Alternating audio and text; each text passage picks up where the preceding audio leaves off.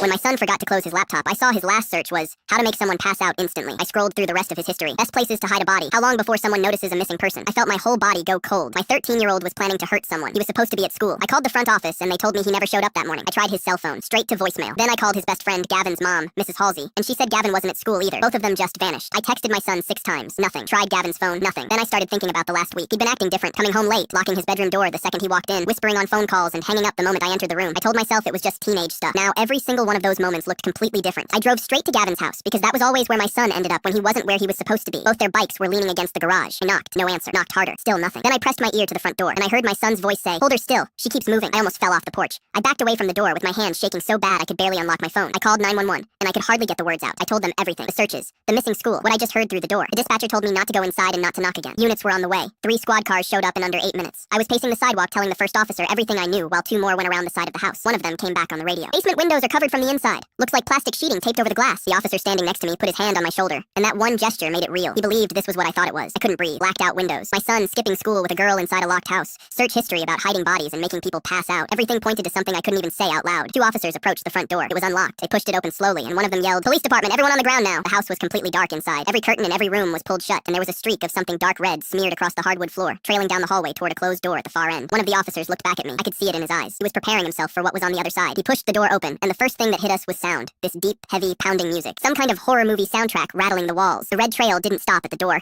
It continued down the basement stairs, smeared across every other step. I was gripping the railing so hard, my knuckles were turning white. We went down step by step, and the music got louder with each one. Then I heard a girl's voice say, "Is that enough blood?" And my son answered, "No, put more on your neck and let it drip down. It needs to look real." The lead officer took the last 3 stairs in one stride and swung around the corner with his gun up. "Freeze. Hands where I can see them. Now." I was right behind him. I pushed past his shoulder because I needed to see what my son had done. And I saw my son standing behind a camera on a tripod. Gavin was holding a boom mic they'd built out of a broom handle with a kitchen sponge duct taped to the top. And Gavin's 12-year-old sister Brooke was lying on the floor covered head to toe in what I now realized was ketchup mixed with corn syrup. The walls were lined with plastic sheeting they'd taped up everywhere to keep the fake blood off the carpet. A ring light was set up in the corner next to a laptop playing the horror soundtrack on YouTube. They were shooting a short horror film for their school's annual film festival. My son's face went completely white the second he saw the officers. Brooke burst into tears. Gavin dropped the broom handle and threw his hands straight up. The lead officer just stared at the ceiling for a solid 10 seconds without blinking, holstered his weapon, and walked back upstairs without saying a single word. But my son still got suspended for 3 weeks. He skipped school, convinced 2 other minors to skip with him, brought a 12-year-old girl into a house with blacked out windows without her parents knowing, and their little student film project triggered a multi-unit police response that cost the city thousands of dollars. And I still grounded him for 6 months on top of it because he searched all of that on the family laptop and didn't even think to use incognito mode.